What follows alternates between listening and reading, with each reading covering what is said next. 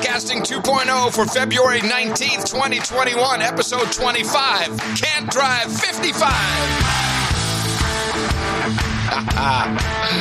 Oh, yes, this is the Friday I've been looking forward to.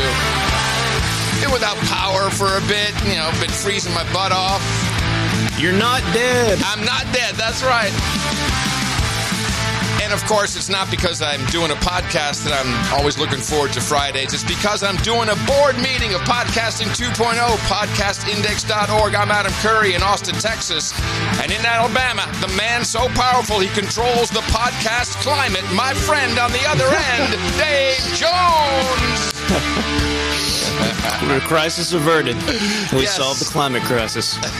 And by crisis, I mean the fact that Apple doesn't have a climate category. I must say, Dave Jones, for a dude named Ben, IT admin guy, yeah, right. There's a shrewd business exec and marketing guy hiding under all those layers. Oh yeah, sure.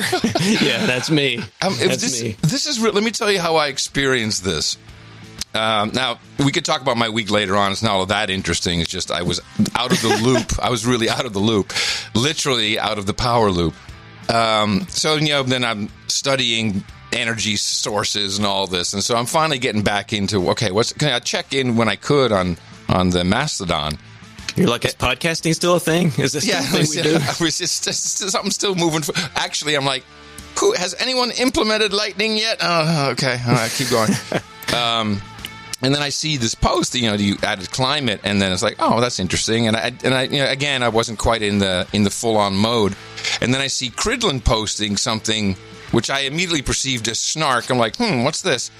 And so there's this whole group that has been begging for a climate tag. Yeah. And it kind of hits me like, oh my, this is like a huge tipping point. And let me just take it one step further, because then I was listening to Podland this morning. I always listen to Podland when I'm taking a shower. It's a perfect length. Oh, it's a little bit longer, but and it's got chapters now, and I'm doing what I hate the most. Is I'm like, oh, I want to jump to the interview. So Tom Rossi was on. We'll talk about that. I hadn't heard it yet. That's good. Oh, it was a great interview. But then the tags come up, and here's how it was presented, which I just thought was amusing. So here's the controversy. These guys wanted that, but you always have to kiss Apple's ass. And who would really want the climate tag? And then who's the other host? James's co-host. Sam. Yeah, Sam said he's going to be on. We're going to have him on the show in about a month, I think. Oh, cool. Well, he says, the President Trump wouldn't want that. He wouldn't want that tag. And then Cridland goes, oh yeah. And if you ever talk to Adam Curry, don't bring up climate. I'm like, what? And it hadn't even entered my mind. I'm like, oh my God, this is so polarizing. Like, this is great. That's funny. I'm almost completely climate agnostic. I mean, like, I don't know enough about it to speak to it at all. And, I've got my own thoughts, but I don't even have enough real confidence in it to speak, about it as if I know anything. But but I don't really care. I mean, like, that doesn't have to even, like, the climate category, I think, is a good idea. It's a great idea. It has nothing to do with climate change or anything like that. But here's what became so obvious to me, and bless you, Tom Rossi, because this kind of came up in the interview portion. Now, so I haven't looked too deeply into it, but there's this whole initiative that wants the climate tag, and they've started, what is it, Podcasters for Change or some pathetic thing like that? Declare. Hold on, Podcasters Declare. That's what it is. Yeah, I want to. Let me just bring this up here for a second. Good choice on a domain name, by the way, because that leaves it up. That doesn't tie it to just climate. You can declare lots of things. Like, you can declare different things in the future. It's like podcastersdeclare.com, I think. Right. Yeah. Here it is. I'm going to put it on put it in the show notes for a second. I want to have that there. Podcasters, we've got a real true crime on our hands. Apple has no climate category, but this open letter changes everything. This campaign, good PR. This is good PR. This is great. It's big letters too. This campaign is for podcasters that see the benefit of a climate category. So you either listen to climate podcasts, make them, or just want to support them. And then it goes, here's the problem. Apple doesn't have a climate category, so it's too damn hard for listeners to find what they're looking for. This open letter will change that. Okay. So, then there was this, and I'm mixing up two conversations now, probably, because I was also listening to Marty with Tales from the Crypt.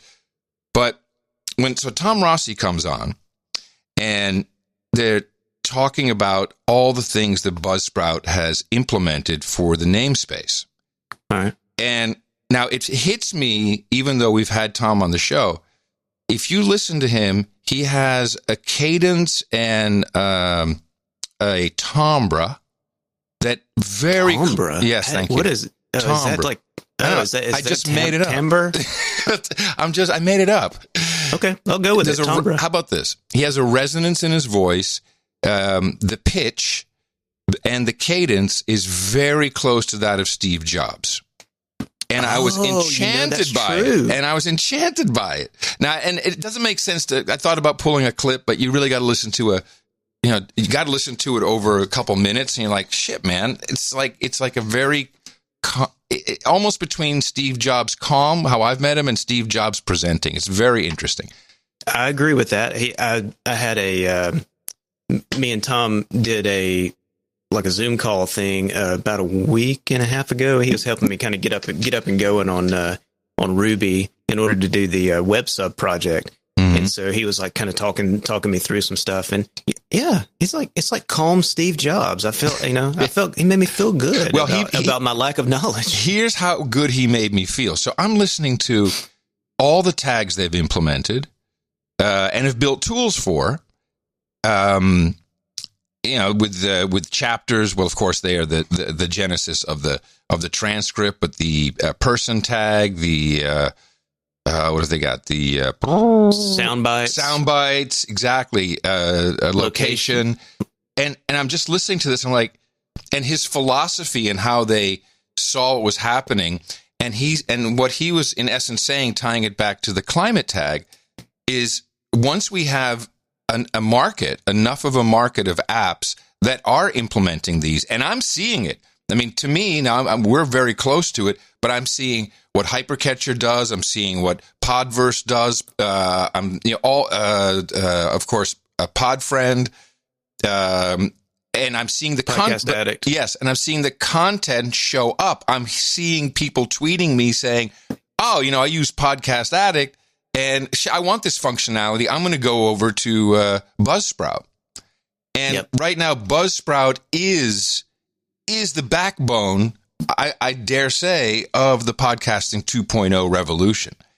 They are providing 90,000 people with the ability to add all of this content. And here is what will happen.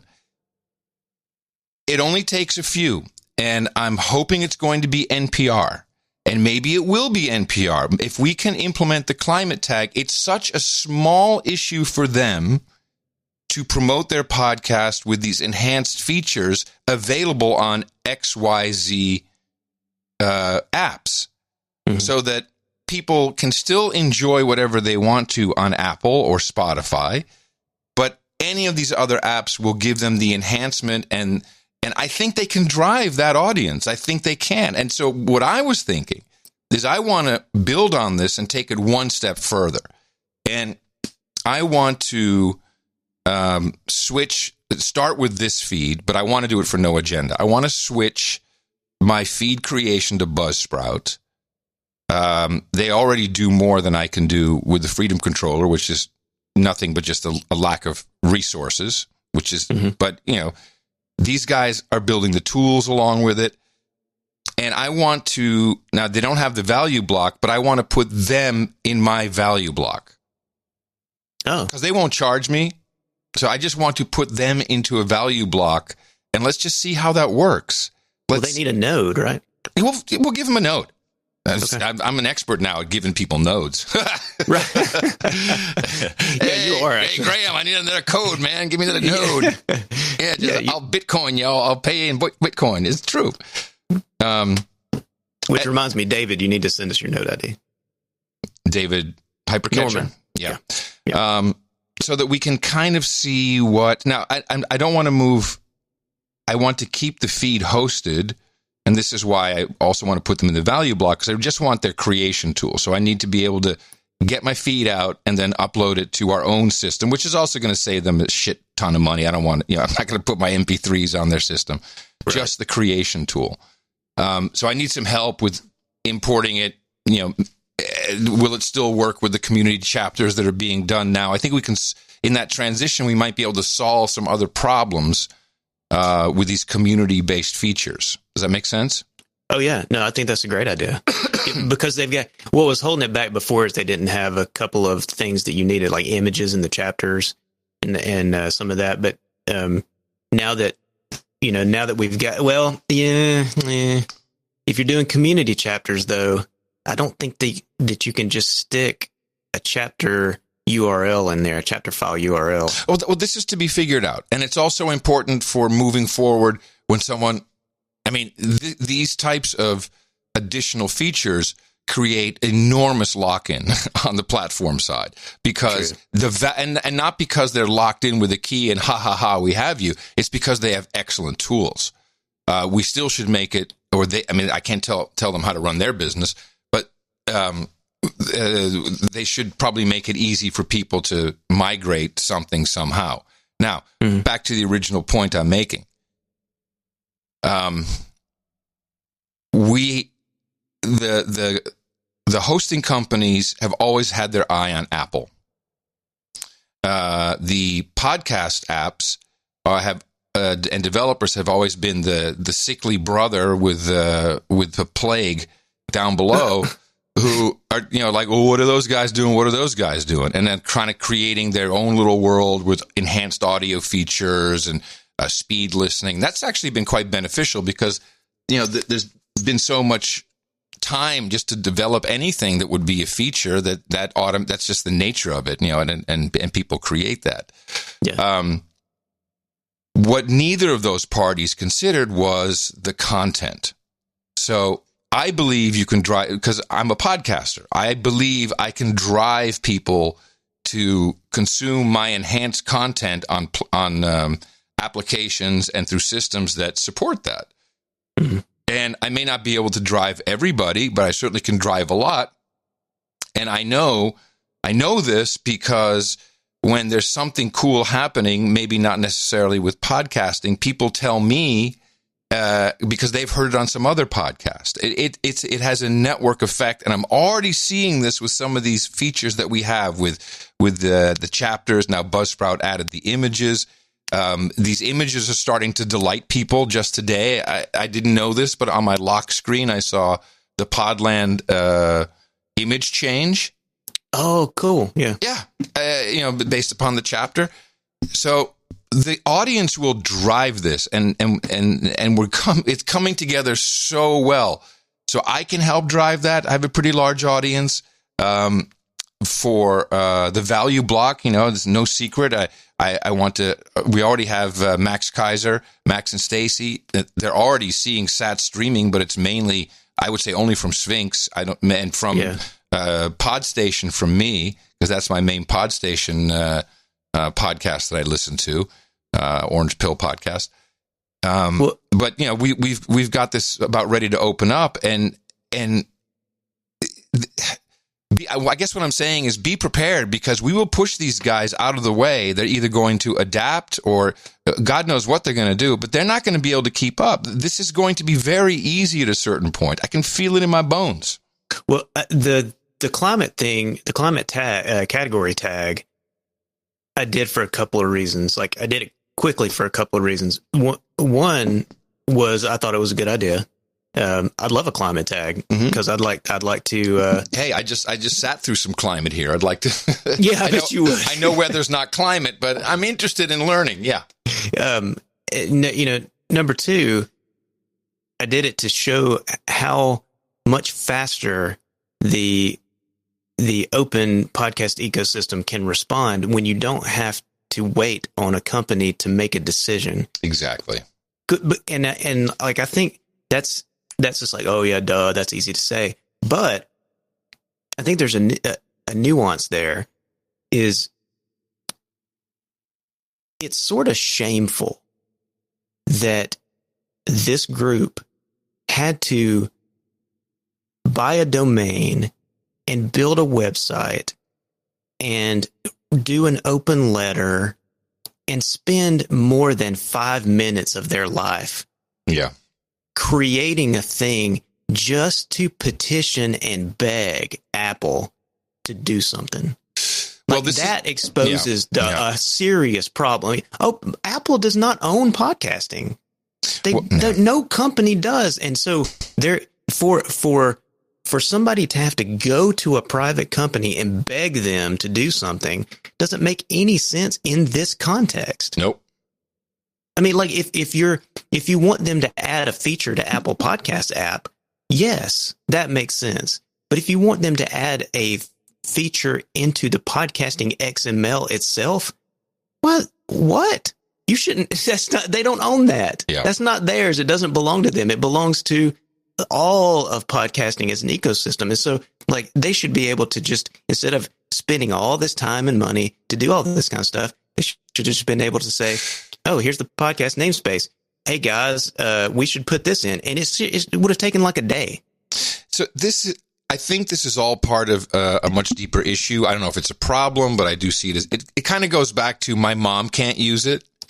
You know, that's something that's when someone says that, and I've heard this all my life. Well, my mom can't use it, and I finally I did it on the show, but I think the right answer is, "Oh, I'm sorry, man. What's wrong with your mom? Is she learning disabled, or what's going on with her?" That's the correct answer. But you and I are a little older. We've been around podcasting, 16 years. This is much more than half of most podcasters' lives. This thing has been around.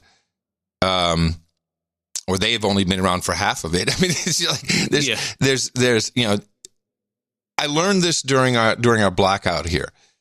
The people have become so, and you as an admin know this, have become so spoiled by technology and, it'll just work. It's like an Etch-a-Sketch. Just shake it and it just works.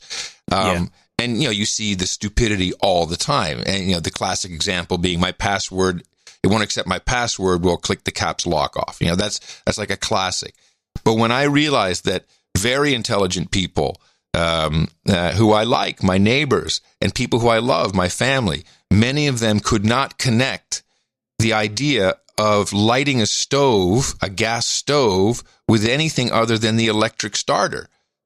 It was when people say, I can't use my stove because I can't get it lit because, the starter won't fire. Okay, I've been warning about this for a long time, and people just think I'm a crank. Because I would definitely fall into the category of cranky old IT guy. Okay, sure. And so like when I start bitching about things, everybody just kind of eye roll. But I've been grappling about this for a while. Is the more what you hear in the business world is, the young people, they're so tech savvy. No, they're not. You're right. They're absolutely 100% not tech savvy. They have lots of devices and they have lots of apps, but that is not the same thing as being tech savvy. I mean, my mom downloaded Chrome. She has no idea how she did that or what she did. I mean, like that, you can do lots of things without actually knowing anything about the way it works. And I think it's worse now than it was then, because back then you were forced to have to learn pieces of the system to understand what was working underneath. Yes. Yeah. So you boot your computer up and you get some crazy IRQ conflict, error. And then you got to go, before you know it, I mean, 30 minutes later, you're in a config.sys file trying to figure out what, a high mem load driver, memory driver. But you actually have to learn something in that process. And people kind of knew what that stuff was back then to a certain degree. Nowadays, you can't even get to that stuff, and things break. And it's just like, rebooted a few times. That doesn't work. I guess I got to get a new phone. Right. I mean, it's to that level. It's gotten worse. But I know what you're saying about that has expanded to like a more general tech illiteracy that's not involved with computers, but more just like even just household day-to-day stuff. So that's why my response when you say correctly that it shouldn't take more than 5 minutes of these people's time even thinking about this, it's because there is no literacy of the system. Our system is counter to the entire concept of technology, which is Silicon Valley, and you have a device that connects to them. The idea of truly decentralized people can't grasp it, and they go to the result, So it's like, well, it's like someone saying, well, the internet's not working. Yeah, that's the result. Yeah, the internet is not working. Or I often hear my internet. When someone says my internet is not working, I've now learned, something's wrong with your browser. And we see this tech illiteracy popping up in Australia with the Facebook banning of news sharing, and I'm like, oh my God, people do not realize what a browser is anymore. They only have apps. They don't understand what a browser is. I'm glad you brought this up because that was I spent half the night last night just like thinking about this topic and looking at articles and just kind of getting my head around this. And I think this is huge. Number one, I think Facebook's making a terrible mistake. Oh yeah. This is a horrible mistake. You don't ever want to show people that they can live without you. That's not a good decision for somebody who is in the market position of dominance that they are. If this goes on for very long, people are going to just here's a perfect example. This says, let me see if I can find it in this article. This guy says, Max Loomis, a 25-year-old research assistant in Sydney, said he'll revert to an old strategy to stay informed and set his homepage on his web browser to a newspaper's website. Wow, what a concept. Start page. I'm stunned. Woo, we just went in a 25-year circle. That was great. Listen to what he says. He says, it's what my dad used to do. Oh, my goodness, everybody. We are officially old. Come up on Grandpa's lap. We'll tell you how it used to be in the old days of the internet. Before we had Yahoo, we had made our own home pages with HTML, with blink tags. Marquee. iframe. He says, it's what my dad used to do, said Mr. Loomis, who previously would read news and share articles on Facebook multiple times a day. He says, I think I'll reduce my Facebook use quite substantially. Yep. If you're Facebook, that is not what you want to hear. No. If Facebook has miscalculated this situation, I think Google's going in the opposite direction. They're saying, oh yeah, we'll pay people.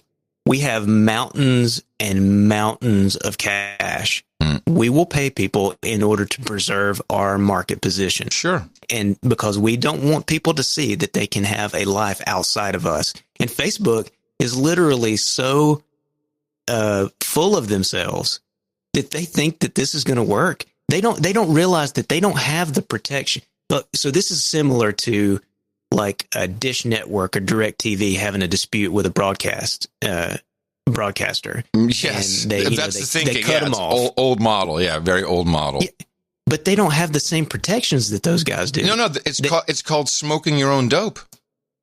Yeah, for real. Yeah, I had this list yesterday on No Agenda of what we've I would say in 2020, and anybody can argue the validity of each individual one, but I could say in 2020, 21, we have learned about the following corrupt institutions. Corrupt and no good. Maybe a better word is shit. How about that? Education, teachers unions, the curriculum, Common Core, all of this going on in higher education. Politicians corrupt with and entwined with China, like Mitch McConnell, Swalwell, but everyone up there is a piece of crap. Nancy Pelosi, they're all lame. They're all corrupt. The whole system, the pharmaceutical, pharma, the vaccines, the whole medical industry, everything that we're in, this biosecurity state, insurance, health insurance, complete scam and ripoff. I mean, just anything about China, I'm pretty down on. We've got the NBA, professional sports captured by China. It's all been exposed. Then we get to the stock market, how with Wall Street bets, how all of this stuff is just completely rigged against the individual. We learned about the energy markets. No, it's not just climate change. It's not just windmills. It's the secondary markets. There's no incentive to protect people. It's about making money. Central banks and fiat, Bitcoin, I'm about to hit 55 today, 55,000. The white helmets in Syria, they got an award, and it was, speaking of awards, Andrew Cuomo, who killed people and lied about the numbers. Hollywood is one, again, China. We got the big tech who think that they're smoking their own dope. Big agriculture is next. I mean, and to me, it's like, and I said this yesterday on the show, it's like no wonder guys like Tim Pool and the guests he has on his show are like, F the government. We'll do anything, and we'll do anything to get out of this. And he's now a little behind. He's going to catch up to us. But that's what all. I think maybe that's what Bitcoin is about. But it's all falling apart. And I know that we laugh about it, but America Online was the end all be all. That was it. This was interactive computing. You had your email. You had your discussion groups. So much so that MTV allowed me to register MTV.com because they had the AOL keyword. They weren't worried. And then they opened up that little window to the browser on the internet, and they were a dial-up company within 2 years. See, I think the smoking their own dope is 100% true. Like, because these guys are too young. They haven't been in, they don't know fully how the system works. Whereas we have been to the mountaintop. Yeah, that's right. Well, I mean, go back to Microsoft. They were in the same position. They were in the position of actual, like, Facebook is not a monopoly. I'm sorry, they're not. A monopoly is somebody who owns an industry. Facebook is not a monopoly. Well, they have a duopoly with Google on advertisements. On advertising, yes. So, but Microsoft back in the 90s was an actual monopoly. Yeah. I mean, like, if you want to define, to go down that road. Classic, well-defined monopoly. And that one of the most interesting things that I heard, ever that came out of that case was that somebody had told Microsoft or one of Microsoft's legal representation that y'all just thought y'all could, something to the effect of, y'all just thought y'all could stay over there and not participate in the game. Basically, they had not been lobbying. They had not been putting the money into the government. It's worse, Dave. In 1990, I want to say 5 or 6, I'd not taken the company public yet. My partner, co-founder, and I, we were hired by Microsoft to help them come up with an internet strategy. And they put us for 4 days in a room with no windows, pizza lunches brought in. Yeah. And they were, it was so obvious they didn't care. They didn't care at all. It was not interesting. Of course, they felt they had the lock on this nasty internet thing with the Explorer. And I think, the integration into the OS was a very anti-competitive move. But the end result, and I think this was the point that was made, maybe it was on Podland, is that, now years later we have Explorer and everyone hates it. They hates having to deal with it. And I think it's put a negative on that whole company it's a bad mark for them for the rest of their lives. Well, these new, younger, quote unquote, monopolies don't understand that that they are not big, and they're too big for their own britches. Yeah. They haven't understood that they're dealing with old power games and old money games that don't give two rats about them. Right. Like, here's listen to this. Like, this is who is this? Representative David Cicilline, a Democrat from Rhode Island. He said, if it's not already clear, Facebook is not compatible with democracy. Threatening to bring an entire country to its knees to agree to Facebook's terms is the ultimate admission of monopoly power. Listen to that language. He says, threatening to bring an entire country to its knees. Dude, this is Facebook. Yeah. It's just a website. You're not bringing the whole country to its knees. It is literally just a website. And this other dude already said he changed his homepage and he's done. He's fine. He's moving on. Yeah. But I think this ties into something else. And this is, I think one of the reasons why maybe Facebook and perhaps Twitter and some of these other these social media companies, maybe one of the reasons why they are thinking they're smoking their own dope and thinking they're too big, they can play at this level. Maybe it's got to do with the fact that we've given them too much power over the last few years, and where they can we're deplatforming people, we're silencing misinformation. They really think that they are the arbiters of reality. Well, thank you. I haven't found a good way to explain this yet, because the only reason why deplatforming is a thing. Now, there's different kinds of deplatforming. Financial deplatforming is an issue. But when it comes to taking someone off of Twitter or Facebook or YouTube, so then we have the trifecta, it's because of the vanity of the users. The users believe all the numbers. So when, likes and retweets and all this stuff, yeah, maybe it's the right number. I don't think so. All of that is algorithmically driven. You are, in fact, called a user. It's the old joke, but you are hooked. It's not a theory. It's a fact. There's much admission about the brain that is being manipulated to using a lot of these systems, and with that comes one of the sins, man, vanity. When you, it's almost like asking for people to support you in value for value. You feel ashamed. I'll say it. I know. I mean, I was a highly paid entertainment guy to then say, "Oh, please send me money because no one's going to hire me."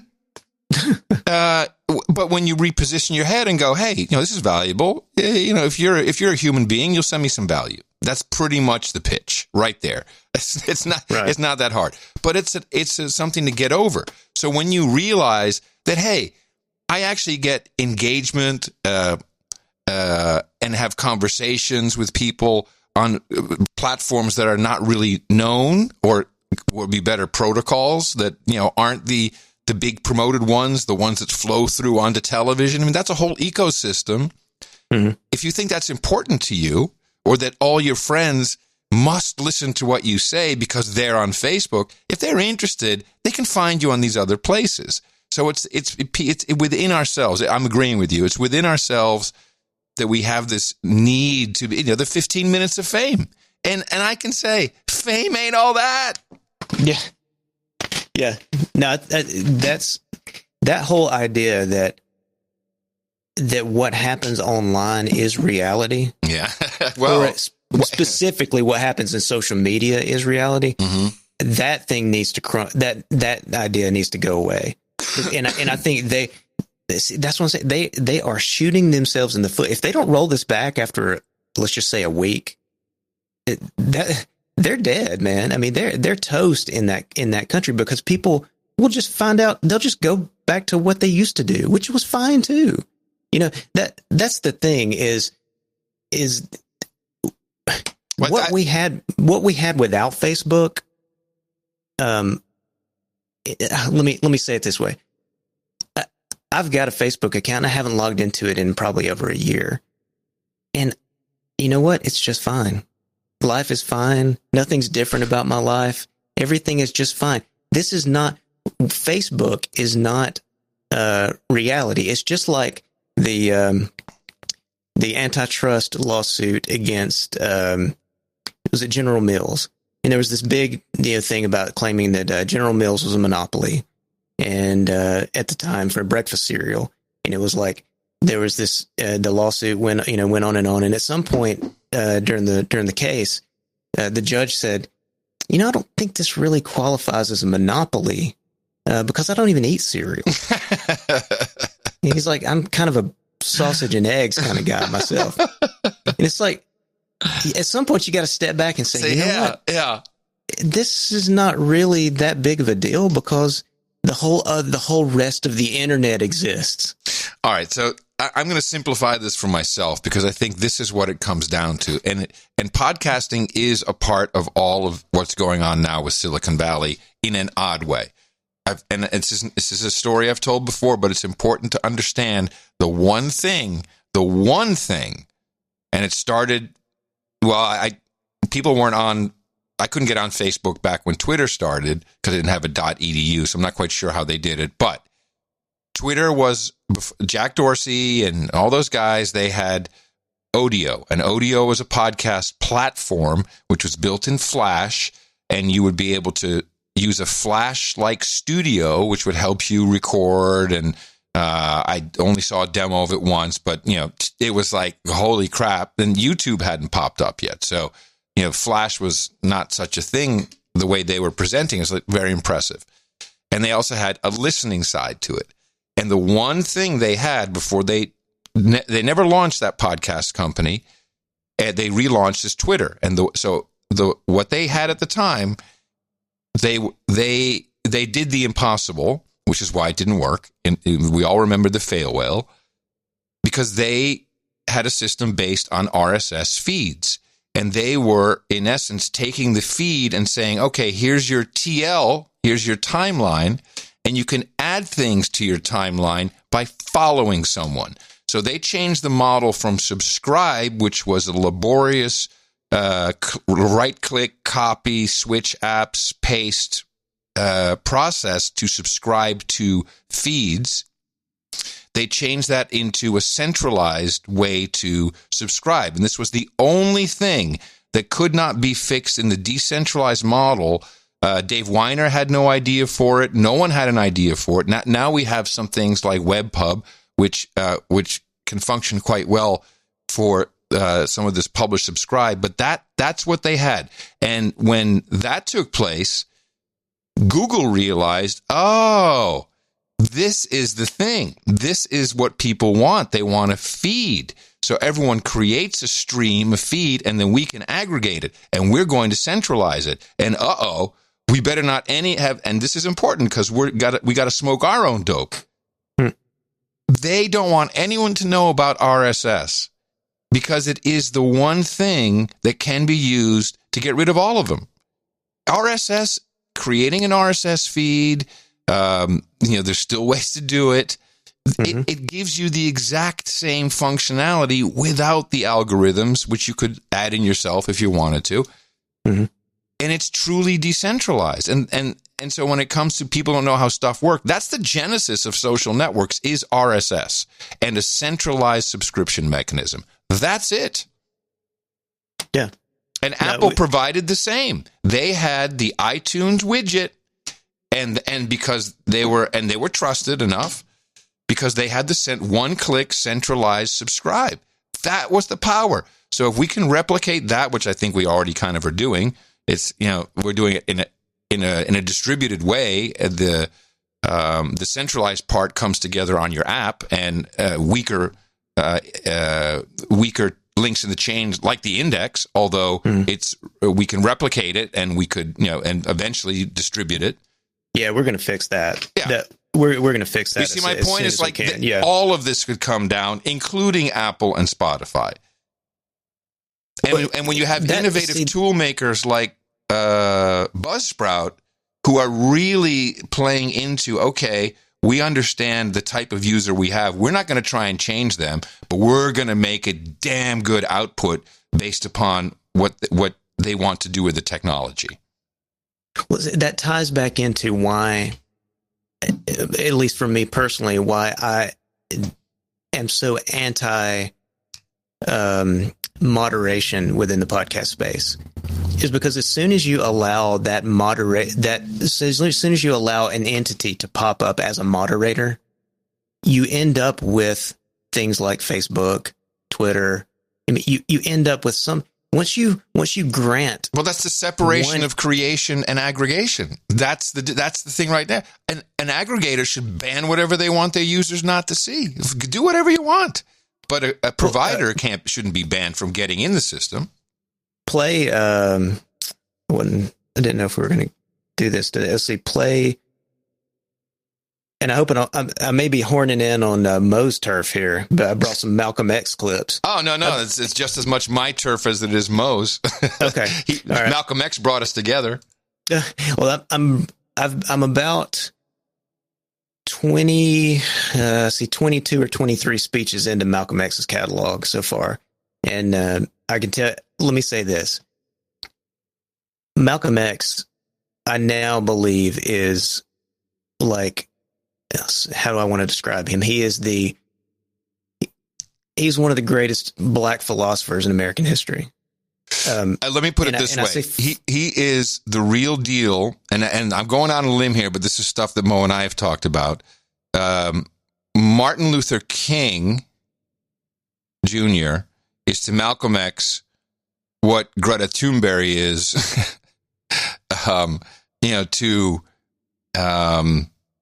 I don't have a good example, but Malcolm X was more, Martin Luther King was more of a marketing type icon that was put there, like a Greta Thunberg of, for climate change. And I know it sounds weird, and people who don't know the history of Malcolm X and Martin Luther King Jr. will probably think I'm a dick, but listen to some Mo facts and you'll learn real quick. Malcolm, now before, there was a whole period before, once the Nation of Islam, and then things did change, and he had other influences in his life. But early Malcolm X, mind-blowing stuff, mind-blowing. And I never learned that in school. I don't think you did either. Oh, no. To me, especially here in the South, Malcolm X was anathema. Like, exactly. Yeah. Martin Luther King was revered here. Yeah. And because he was nonviolence. And that was his whole thing. And he was religious. He was Christian and that kind of thing. But, if you ever brought up Malcolm X, it was like, oh, no, we don't. It's like we just want to treat him like he didn't exist. And so this is literally, and I'm 44. This is the first time I'm hearing a lot of these Malcolm X ideas. You're ahead of me. It wasn't until I was 52. I mean, I'm 55. Yeah. Well, I mean, the guy's a freaking genius. He literally was a genius to be able to look at the landscape and just immediately identify these things and then go one step further and come out and actually say them. Like, okay, so play clip 2. Malcolm X. We will, I hope, get some phone calls, but there are many things that I want to get out of the way here. And I know that many times you have been involved in riots.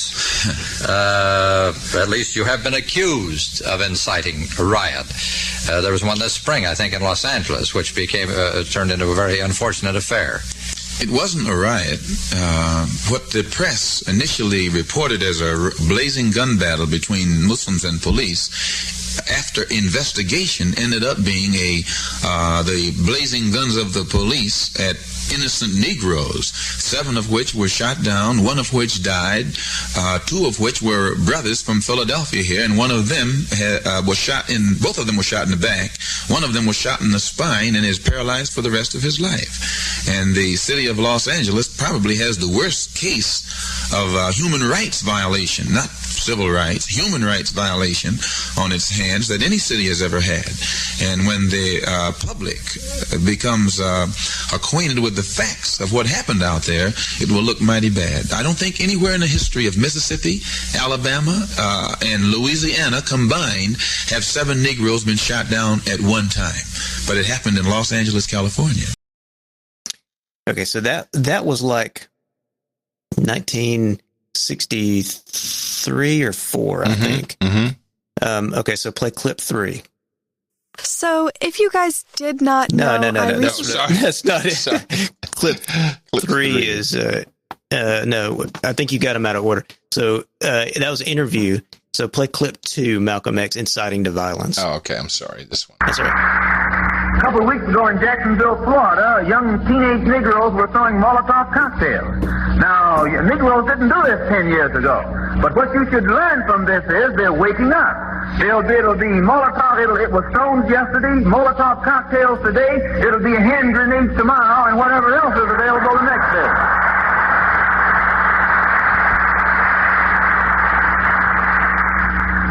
The seriousness of this situation should be faced up to. You should not feel that I'm inciting someone to violence. I'm only warning of a powder keg situation that you can take it or leave it. If you take the warning, perhaps you can still save yourself. But if you ignore it or ridicule it, well, death is already at your doorstep. There are 22 million African Americans who are ready to fight for independence right here. And when I say fight for independence right here, I don't mean any nonviolent fight or turn the other cheek fight. Those days are gone. Those days are over. Wow. President Trump aligned with Malcolm X. That must freak some people out. So that clip that you just heard took place a few years before the clip previous to that. Mm-hmm. And you can clearly hear, and he was very clear about this his entire career until his death, that he never was inciting violence. And he said it over and over and over again. He was saying two things. He was saying, if you don't recognize what's happening and what's boiling over in the black community, you're gonna regret it. And number two is the black population should defend itself because the government is not defending it. The government is not jumping in and defending the black population, and so they should be able to do it themselves. Exactly. And so those two things, he never incited violence and told people to go out and be violent. But in the first clip you played, which happened years after that, they were still accusing him of inciting violence. Well, and that's my point is the whole idea of moderation, of having a moderator, somebody who will silence speech. Mm-hmm. Malcolm, if Twitter and Facebook had existed in 1962, Malcolm X would have been canceled immediately. Yeah, precisely. Because he would be quote unquote inciting violence, even though he never did. And that is the make threat. a very good point. That's the threat of having moderation in there, is that somebody has to make the decision, and that person's decision making or that group's decision making is not always in the best interest of anybody except them. So, which is why choice is better. Yeah, choice is always going to be better. Well, it's antithetical to advertising to have some of this stuff on your platform. And nobody would have wanted Malcolm X on their platform saying that you better get ready because it's going to be, it's it was stones yesterday, it's Molotov cocktails today, and it's hand grenades tomorrow. Hey, who owns those audio recordings? You said there's a collection you were listening to? Yeah, I started listening to it on an audiobook. There's a collection on Audible. But then this would be great for a podcast. Yeah. A lot of this has got to be public domain by now. I think so. And I found a cache. This guy's selling basically he's selling like 50 something speeches and all the transcripts for all of his speeches for like $20. And I was like, oh yeah, here, take my money. Cool. And I downloaded them all as MP3s. Now, has he copyrighted that? The transcripts he could copyright. Has he copyrighted the audio? I'm just trying to figure out if you could put it on a podcast, because that'd be dynamite. Yeah, I think it would be. I don't know. I'll contact him, but I think a lot of these were like university speeches and interviews on old radio shows that don't exist anymore. I don't know if any of them would still be under copyright. There's one I can't find from Brown University that I'm trying to find, and it's like, it's supposed to be really good. It's from early. It's like 1961, one of his earliest speeches. But anyway, that's. I think that we, like I said before, we just have our memories are way too short. Please. Yes. Well, because the random access memory is continuously overloaded with signals. We have trouble even finding the backups or the cold storage. Like, where was it? Yeah, you know what? We can just if the world figures out they can just stop social media, can just stop these things. I mean, it's really that simple. Well, we can. You're right. It's that simple. We can stop it. Just stop it. Stop it. Set up a little thing set up a Mastodon with your family. Just stop it. Yeah, shit. Oh, fuck. Sorry. You're all right. I'm so passionate here. Yeah, I tipped over my coffee. It's okay. It's okay. Let's see. I can tell you where Okay, so you may not get Malcolm X on your platform, but I can tell you what you will get on your platform. And this is, okay, I got to make, well, I guess I have a confession that, I say that I'm clipping these podcasts in order for... you mean the Malcolm X? The Malcolm X or something? No. Okay, not Malcolm X. Oh, okay. This is not... So maybe Malcolm X wouldn't have been allowed on these platforms in 1960, one or today even. But here's what you do get with nice content, moderated, brand aware, brand safe. You get prepackaged, process. Yes. You get clip 4 Charlie pre-roll. Sanitized for your protection. So, if you guys did not know, I recently started the Invisalign treatment, and I think I am in week 11. And quite honestly, it is going pretty great. It's a lot better than when I had braces, just due to the fact that I feel so confident in my smile without having big brackets like I did before when I had clear braces. And I feel like Invisalign is just a super great fit, and I'm really able to see all of the improvement in every single picture I take every day because I can just see my smile getting better. If you did not know, Invisalign is the most advanced clear aligner system, and they are so much more comfortable than braces. Invisalign treatment really lets me do what I want to do. I can still dance, eat whatever foods I want. Obviously, popcorn's one of my favorites. I can play sports, musical instruments, whatever I want without any wires or brackets getting in the way. But let's be honest here, one of the best parts about having Invisalign and not braces is that I can truly just eat whatever I want.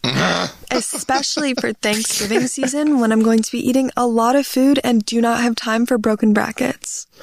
Invisalign has really changed my life and made me more confident in my smile. The thing that was... Okay, go ahead. I have an impression just for a second. What was horrifying... she was smacking her microphone. Noise made me see like the white stringy goo in her. It's very ASMR turnoff. Okay, 2 things. Number 1, when did it become Thanksgiving season? Well, Hallmark did that. Okay. Number 2, I mean, does Invisalign, did they hear that host read in the boardroom and be like, oh God, she nailed it? Just high fives all around the boardroom. Like this, she just killed it here. No, no, the advertising has changed. The media buyers who make these deals, they're down the line, and it's the same thing. Oh, these kids, they get it. They understand how it works. So it sounds like crap to me, but the kids who we hired to do this, they know what the kids like. And you know what, Dave? Maybe they're right. I don't know. I don't know the sales numbers. It doesn't sound appealing to me. Well, I'm just a little bit. I keep coming to the show with these clips of these teenage social media influencers, and it's starting to grow on me. And I'm actually starting to like. I say that I'm just clipping it for the show, but I'm more like sickly fascinated. Well, hold on a second. This is interesting. If you could turn this passion of yours into something useful for the world, like let's get these kids to leave Spotify and come over where the real playground is. Oh yeah, make some sats. I will let you contact her and explain lightning to her.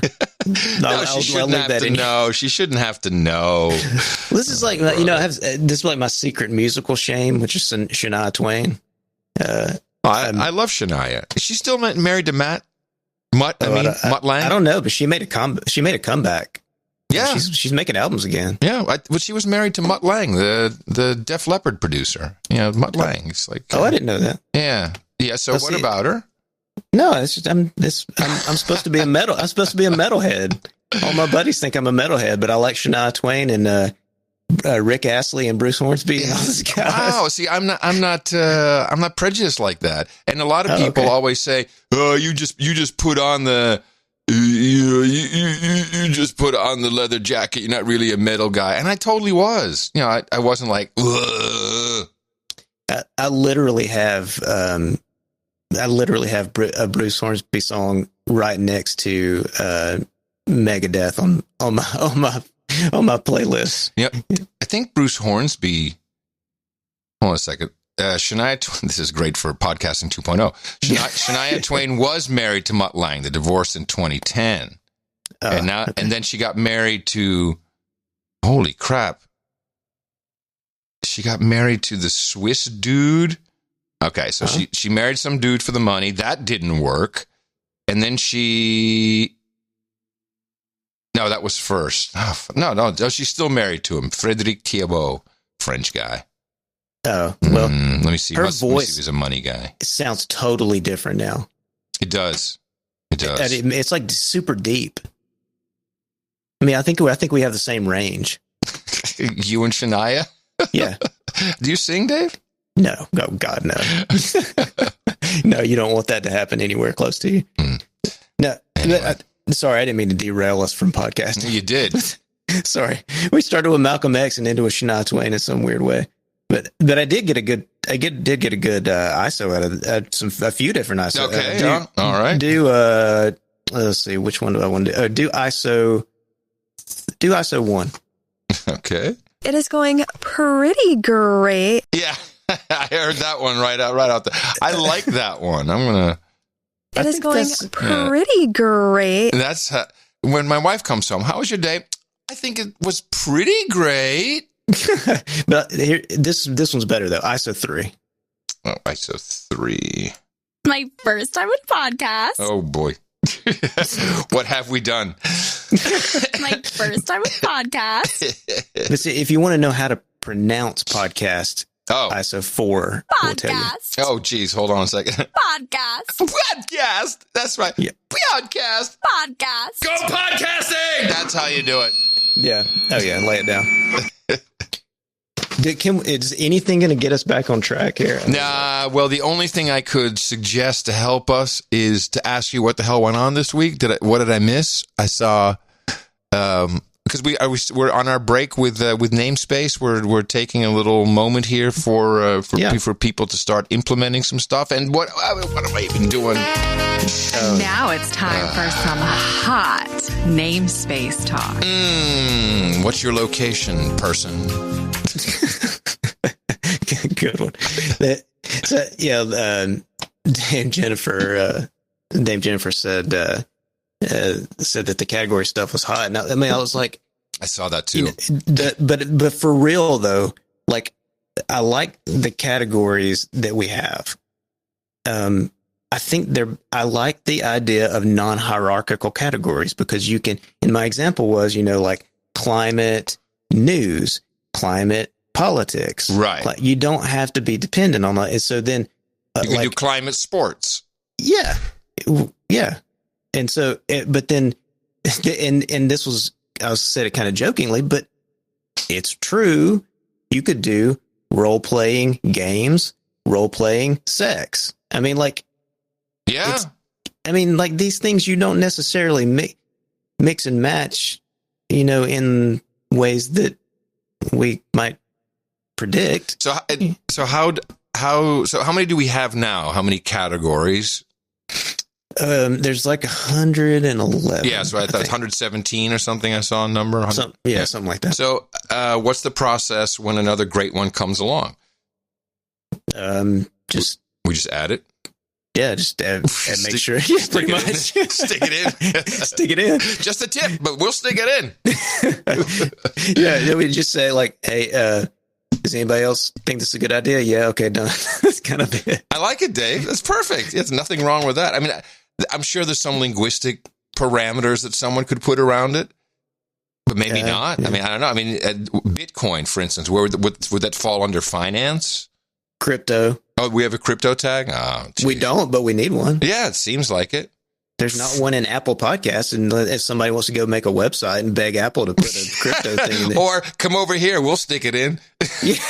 Tell me how you want to go about it. Don't do that as your PR. Come over here and we'll stick it. Don't do that. Podcasting 2.0. Come over here. We'll stick it in. God, no. This is it, man. This is our slogan. Podcasting 2.0. We'll stick it in. I think that's it. I'm going to write that down. That's yeah. Take notes. Take notes of that. Is it podcasting? I just got. It sounds like 2.0, comma. We'll stick it in. Nice. No, I think maybe we should work on that. Maybe chapters should be a bigger. Maybe that should be in phase 3. What, chapters? Yeah. I mean, I'm sorry. Not chapters. Categories. Categories. Yeah, categories. I don't know. What do you think? I like the idea of, people. If someone sets up a website like that, it's like, oh man, I feel bad for you. We just stuck it in for you. Same with NPR, by the way. Seasons. How are we on seasons? Is that all done? Yeah, it's done. Who's supporting it on the Buzzsprout? No doubt. No, I don't think anybody's. Well, I mean, NPR is the one that asked for it, so they're going to be the first ones to do it, probably. But come on, Stacy. I know. Come on, we stuck it in for you. we gave you what you want. Make it happen. Just have one show. Tell your listeners you can listen to it with apps from newpodcastapps.com. No, I think that I don't know. When we come back from hiatus or whatever on the namespace, why don't we do categories? Okay. So where are we on Lightning? Because I think I'm a little behind on that because I haven't seen. This is kind of one of the interesting things of a free open source software project like this. I don't know what people are doing. I look at the questions they're asking. It's like, maybe someone's at this point or that point. Do you have any idea if anyone's having any success with the LNPay integration? I don't. I know Martin's working on it. And that's all I know about on the app. And Martin side. showed a couple of screenshots last week. I was like, nice. Well, and we've been talking to Roy over at Breez too, getting them close. They're getting close. Yeah, that's going to be super interesting because this will be. So right now we have these different implementations, and some have a dream about people working together. I know it's crazy, but so Sphinx, they had the whole infrastructure and they added podcasting. Then we have a number of podcast apps, web apps or otherwise, or extensions, etc., that are adding it in, but they're really podcast app developers. And then we have a wallet developers. This is a third category, even though you could say Sphinx is also a wallet, but Breez presents themselves as a wallet, and they are integrating it with podcasting. And so from what I've seen, and I think from what you've seen, they are trying to do a proper podcast app, but I have no idea if they'll have chapters or transcripts. I mean, to me, I'll bet you they come out pretty standard just getting the Lightning stuff running because they're doing the whole node back end. I think they're working on a podcaster solution. Mm-hmm. Yeah, I think it's going to be interesting to see what all these things look like because I think me and you were saying at the beginning it was going to be much easier for a wallet app to include podcasting than a podcasting app. Yeah, I'm kind of coming back from that. I don't think that was correct. I am too. Yeah. Now that I think LNPay leveled the playing field. Yeah, it did. Definitely. Because at the beginning it was going to be too difficult. I mean, writing a Lightning compatible wallet app, I mean, God, that's not easy. No. Well, especially, I mean, there's all the stuff, that especially when you're talking about KeySend, then you do have to have proper channels, channel management. But I like it because it shows where the value is. And, this is what we need to talk about. The splits, the 100%, the fee thing on top. Because I think we're getting to a very good place where we need price discovery. What does it cost for a podcast app to do this in conjunction with LNPay? So how does LNPay make money? How do you discover price on that? How do we do that with Breez, who are giving you, a full node, almost I think a full node setup with channels and liquidity and everything kind of built in, and a way to purchase BTC from fiat. So they need to have some kind of fee structure to make it work for them. And I think some of the discussion that I saw about the splits and the fees was moving in a very good direction. And I've kind of let some barriers down. I'm not ashamed for us to say, all right, it's going to cost this much in a fee to use this app.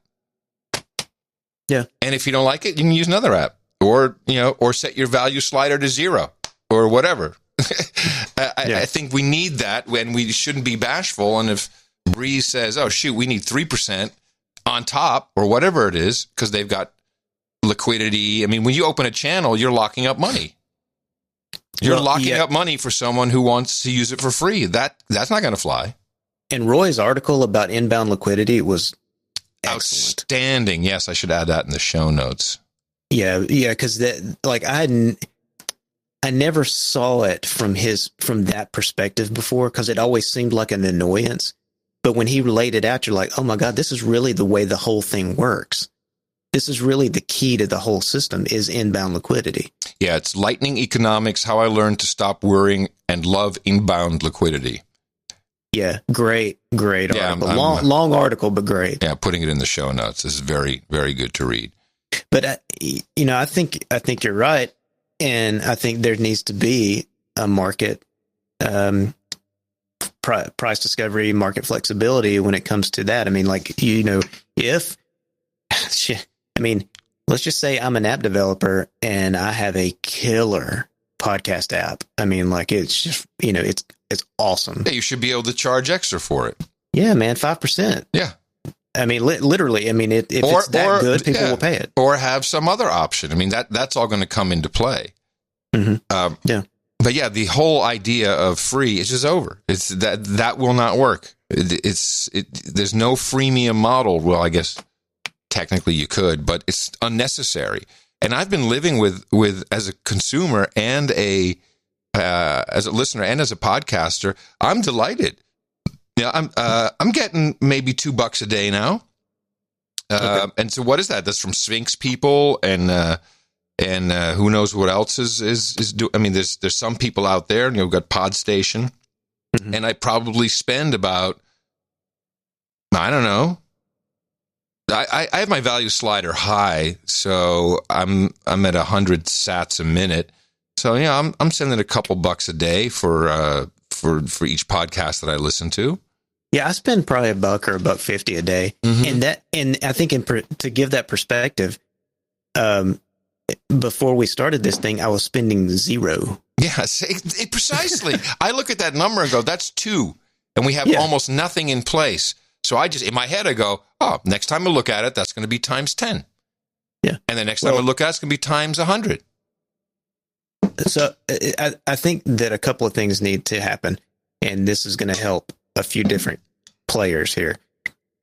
Number one, we need to have the custom record field in there so that we can handle a couple of different scenarios that people are facing for inbound. Right. No, we had a spec in Start, or we discussed it, I think, about how we provide information along with the payment. Yeah. Okay. Yeah. So we need to start that. Yeah, we need to do that, and the other part of that is we need to. I think we need to adjust the way the splits are calculated, and I don't think it's going to necessarily break anything if I understand it right.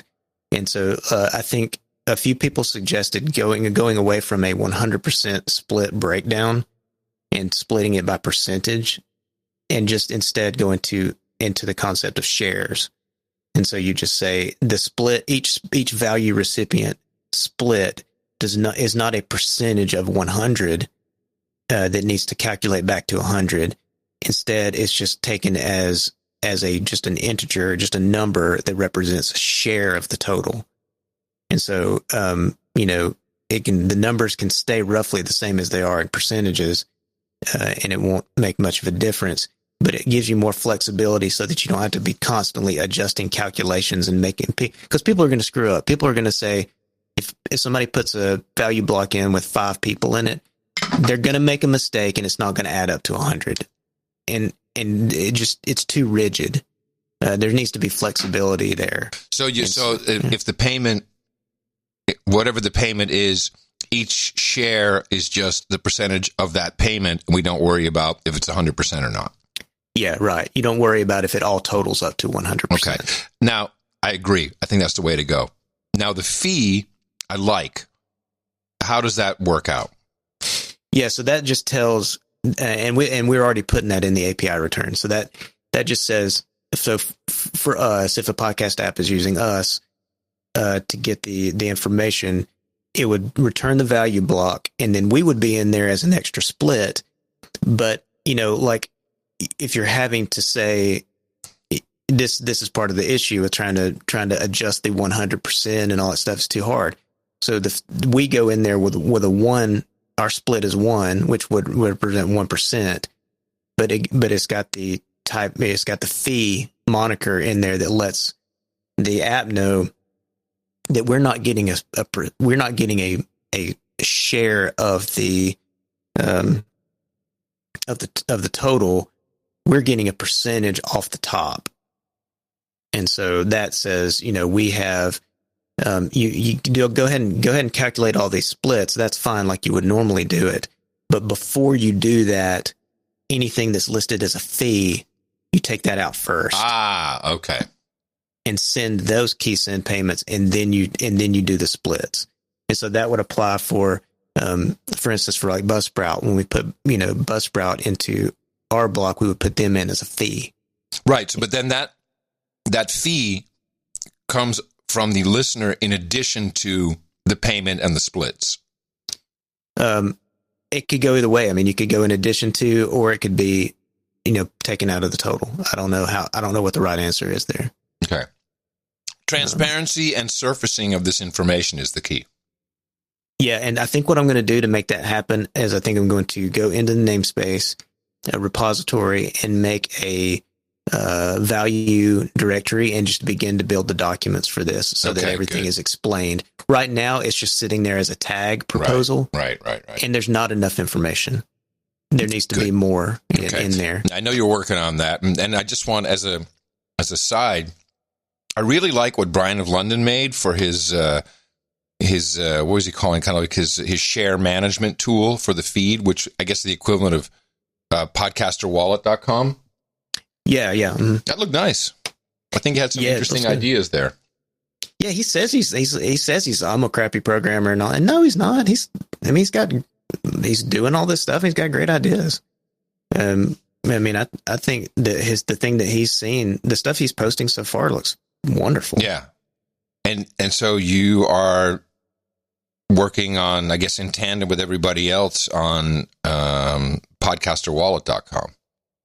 Yeah, and I've done quite a bit on that this week, and we got Graham over at Voltage. I sent him a test. I created a test feed for him last night to test their integration. So the idea here is going to be that when we get this working, is that you'll go into Podcaster Wallet, and when you claim your podcast, it'll come up and it'll give you 3 options: create a Sphinx node, create a Voltage node, or add your own custom node. So if you're wanting to just live in Sphinx, you would go that route. If they're still having some struggles with node availability, but let's just say in the future when they get all that hammered out, that'll be an option. Sure. The Voltage option will be just basically spin up. It'll kick you over to Voltage, spin up a node. Will it spin up and give you channels and liquidity, or is that not in the beginning? Not sure yet during testing. Well, what I want to do. We should talk to Graham about it. So when you spin up a node and you put BTC on it, autopilot will start to open stuff up. And so you'll get outbound. But for inbound, if we could just get a ping, part of the beauty of Podcast Index as a community resource is we should be able to use some of our funds to open up liquidity to podcasters. And we'll give them good routing because our nodes have been around for a bit now, and we've got some throughput. We make at least 10 satoshis a day on forwarding. 10 whole sats. Wow. Yeah. Sometimes that's more. A great idea, though. That's almost like us acting as almost like a loop for the exactly for podcasters that come online. Yeah. So that's why I was surprised because I've been managing our channels with Sphinx with Paul for a while now. It's like Okay, I make sure we've got enough liquidity to inbound from them. I make sure we've got stuff going back to them. And in turn, I make sure that you've got routing to your node. I've been adding these channels to everyone that I've helped bring up online, or that I know of. Everyone's online. So you opened up one to John Chidgey, and yes, yeah. So this that's just great architecture. That's just really going to help us a lot. That would be super cool if they could just like send some fire up the nodes, send some BTC, and then ping us and have a channel open, and then the last step in that link is they will call back to our API with the new node ID and the podcast index ID. Ooh, slick. We can do that all with the macaroon. The macaroon, yeah. Well, no, I mean that last part where they call back, that should already be working. We already got that. Right, but I mean, opening, we can get a ping from the index, and you can, with a macaroon, you can your systems there could open up a channel. From the index. You're just talking to LND. It's just another API, he said, with his developer hat on. No, I don't see why that wouldn't work at all. Yeah. That sounds, and I mean, it's just an LN CLI command. Scriptable money, baby. Heck yeah. I mean, that's the stuff right there. Right? Hey, speaking of, before we start spending this money on opening channels, let's thank some people who sent us some. Oh, yeah, okay. Because this is channel money. Channel money. This is really channel money. This is a value for value podcast. The whole project is value for value. The way it works is you support the project. If you get any value out of it, that could be from podcastindex.org, from podcastindex.social, from this podcast, from the whole movement. You're a listener, you're a developer, you're someone who cares, you like freedom, you want to support it. All we ask you to give is your time, your talent, your treasure. Either one or all three. Everyone who is working on this has the first two covered, and a lot of them come in on the third. And we have a big red donate button at podcastindex.org. You can also send us lightning payments. If you do send a lightning payment, please put a memo in it, because I got 20,000 sats, I think yesterday, and I don't know who it came from. So I want to thank whoever sent that. That's like $10 these days. Yeah. More than that. And let's thank some of these people now. Let's see. Make sure this is not. Let me make sure it's not anonymous. I don't think it is. No, it doesn't say anything. Okay, this is a one-time donation, $66.33 from Scott Jalbert. A great episode interviewing David with Hypercatcher. I just imported my OPML from Marco's app, and I'm going to try it out. Nice. Can really start to see things coming together with Podcast Index on many fronts, and it's exciting to see it happen. Here's a little boost. Thanks. A nice boost. Thank you. And by the way, if you're listening right now, crank up your value sliders. Boost, boost, boost. Let's see what we got. This one just came in right before the show. Let's see, $46.22. This is from C Mike. Okay. All right, C Mike. I know C Mike. Yeah, he says, long overdue value for value. I really wish I could help out more, but my human resources and wife demand attention too. He has 9 kids. Holy crap. And 5 of them born during the course of him listening to the show. That makes you feel old, doesn't it? His wife is some kind of superwoman, man. Is he Catholic? I don't know. Isn't that the Catholic thing, having tons of kids? Sure. Could be. Maybe he just likes having kids. I like that too, actually. I like the practicing part a lot. Yeah. Let's see. No special meaning in the number, just what's left on this prepaid debit card. Perfect. I love it. It's a great way to get rid of that extra money you got laying around. Thank you. He says, go podcasting. Go podcasting! By the way, Eric is working on this whole back-end system for producers. Now he's doing it for no agenda, but it'll be for us as well. And I think it's a great product. We have a donation page, and you go in and you fill out some basic information, whatever you want it to be, of course, but just to make it simple so we can track stuff. And he's also going to do Lightning and BTC payment options And it's going to be really cool. It's going to be great for podcasters. I see total product there. Total product. Another little piece you can stick in your value block. Yeah, stick it in. Well, we'll stick it in for you. We'll stick it in for you. That's the mantra. Let's see. Sir Pete gave us $33.33. From the Netherlands, Sir Pete. Is that Pate? Sir Pate? Yep, P-E-E-T, yep. Okay. Hi, Dave and Adam. Sir Pate Snakes here. That's it? Snakes? Yeah, you got it. Okay. I'm basically Dutch. Here's some cash. No blankets or water. Just a short thought triggered by your discussion with David Norman. I believe my comments on podcast and video timelines are more for me than anybody else. It's, at this moment, my public note-taking for my inner circle to interact with. So if I would be a consultant, it would be my notes for the producer. If I was a teacher, it's the collection of the media my students should listen to and the reason, etc. I'm basically publishing my bookmarks on my media life to others, becoming a producer in my own right. That has been my dream for podcasting and books, and specifically presentations on events, making the note, this is important for these reasons. We need you to re-listen to this. Then David mentioned Notator. Yes. Brilliant. Here's some value for value. Thank you, Sir Pete. So yeah, that Notator thing, that was a good idea. It's the dream, man. Being able to manipulate or create content on the device that you use to consume it. Yeah, which is why phones are pretty cool, if you think about it. Let's see who we got. Paul Saltzman. Another old timer. Let's see. We know Paul.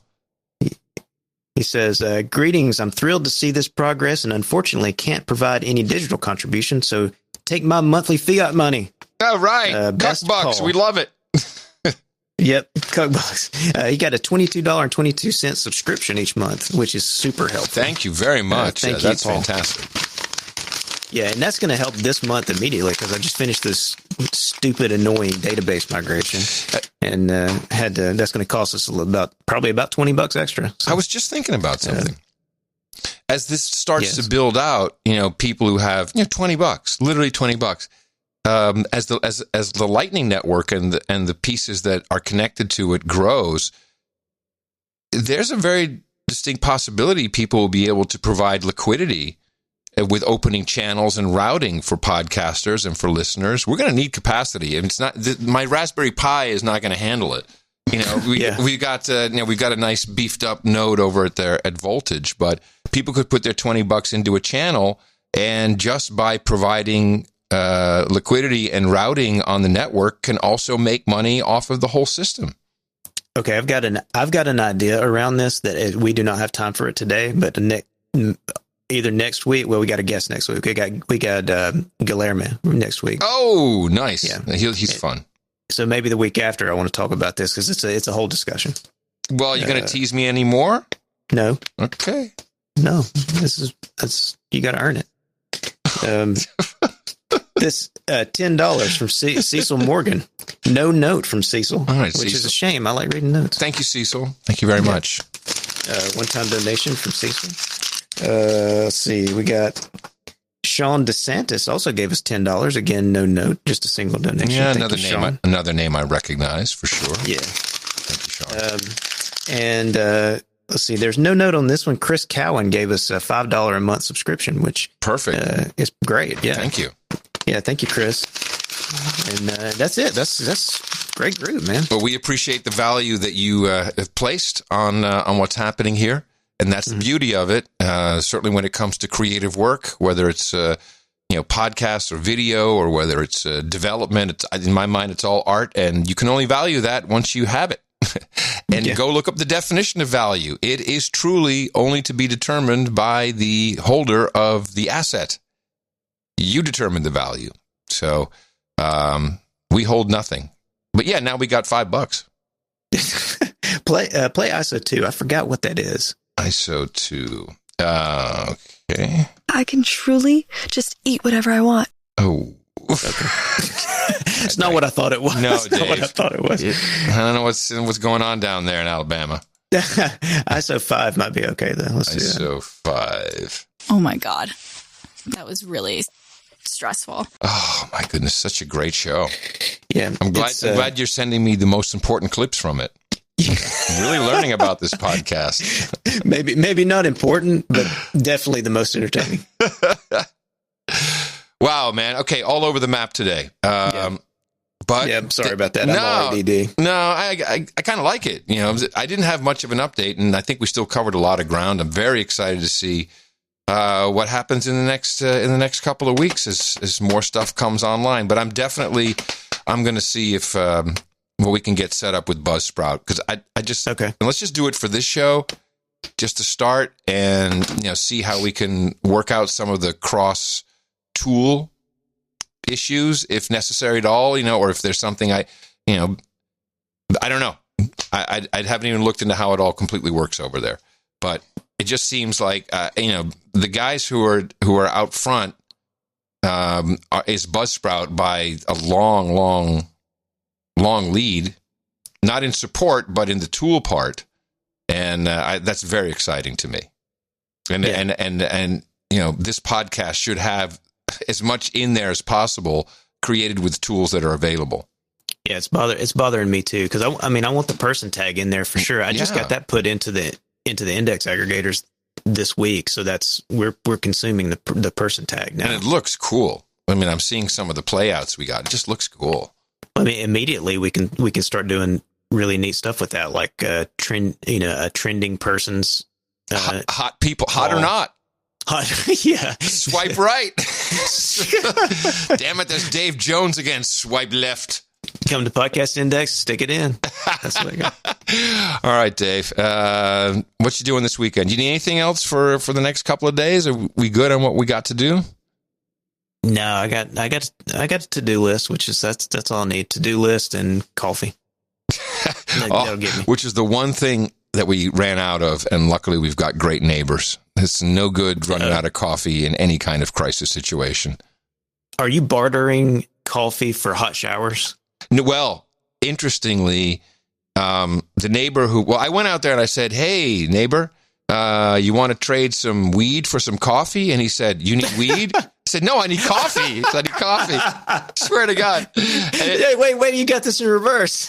He said, you out of weed? You need weed? No, man, I need coffee. It's like... That's funny. And it was the three of us standing out there shoveling the driveway with the wrong shovels, with like dirt shovels.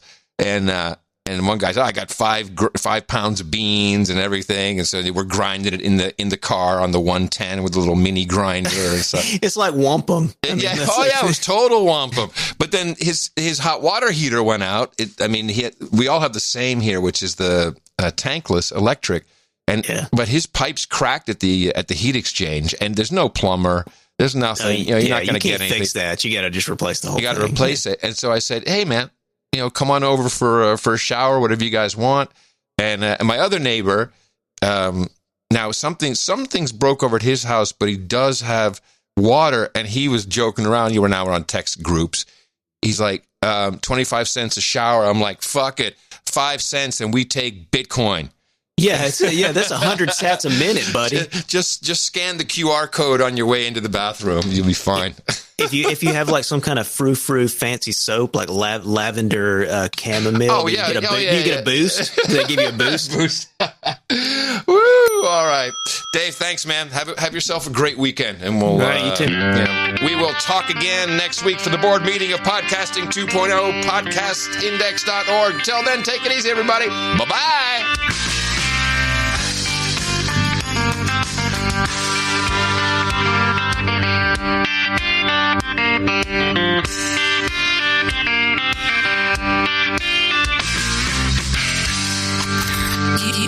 You have been listening to Podcasting 2.0. Visit podcastindex.org for more information.